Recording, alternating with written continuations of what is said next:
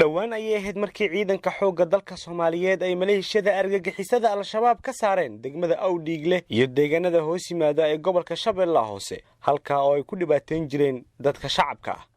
Taliyaha ciidanka dhulka gudoomiyaha gobolka Shabeellaha Hoose oo ay weheliyaan xubno ka tirsan maamulka gobolka ayaa gaaray degmadaas si loo dhiirigeliyo ciidanka xoogga dalka Soomaaliyeed oo xaqiijiyay gacan ku haynta degmada Awdhiigle.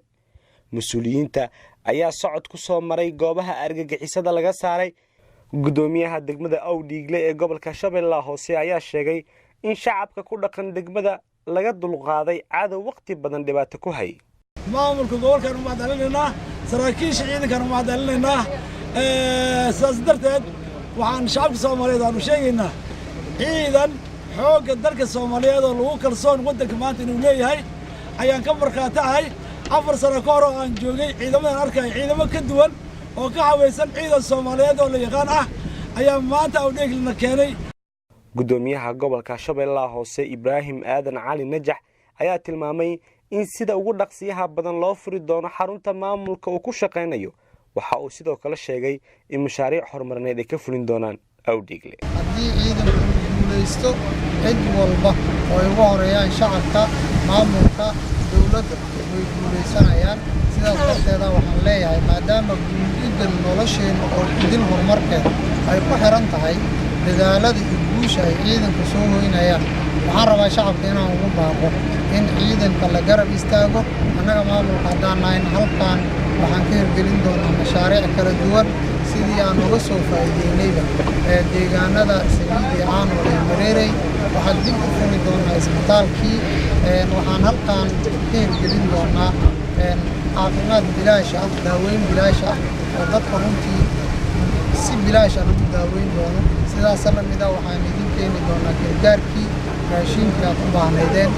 Taliyaha ciidanka dhulka ee xoogga dalka Soomaaliyeed General Odowa ayaa maamulka gobolka Shabeellaha Hoose ugu mahadceliyay sida ay u garab taagan yihiin ciidanka isagoo wacad ku maray in shabaab laga saari doono guud ahaan gobolka Shabeellaha Hoose. waxaan rajaynayaa insha Allah tacaala meelo badan oo waxaa jira muxuu ahayn sheego wali ay diiftaan iyo dhibaatadan ay ku sii hayaan ay kula sii hayaan ummadda Soomaaliyeed. waxaan rajaynayaa insha Allah tacaala ciidanka xoogga dalka Soomaaliyeed ayagoo kaashanaya maamulada kala duwan oo muxuu ahayn heer gobol iyo heer degmo ayagoo kaashanaya ciidamada kale ee amniga oo muxuu ahayn sheegay hawshan ku shaqada leh.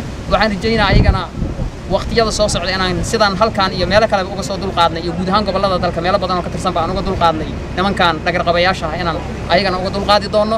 marka waxaan rajaynayaa insha Allah tacaala dadkaana maadaama maanta uu maamulkii madaxdii ugu sareysay iyo kuwa degmaduba ay nala joogaan ayagana inay dhibaatada haysata ay sidii deegaanada horeba ay u sameeyeen ay tanna u sameey doonaan isbedel muxuu ahayn sheegay degdegana laga arki doono hadii Ilaahay ogolaado. mar labaad waxaan rabaa inaan u mahadceliyo saraakiisha iyo muxuu ahayn saraakiil xigeenka ee Aliflida guud ahaan muxuu ahayn sheegay hawshan xil saarnay iyo maamulka runtii na garab taagan oo aan dhihi karno guud ahaan maamulada ka jira gobolada dalka waa ciidanka xoogga way garab taagan laakiin haddana waxaad moodaa muxuu ahayn sheegay maamulka gobolka Shabeellaha Hoose asigoo tuutihiisa ku jira maalin walba inuu muxuu ahayn sheegay meel walba ciidamadu tagaan uu garab taagan yahay. taasna waxaan leenahay aad iyo aad u mahadsan tahay.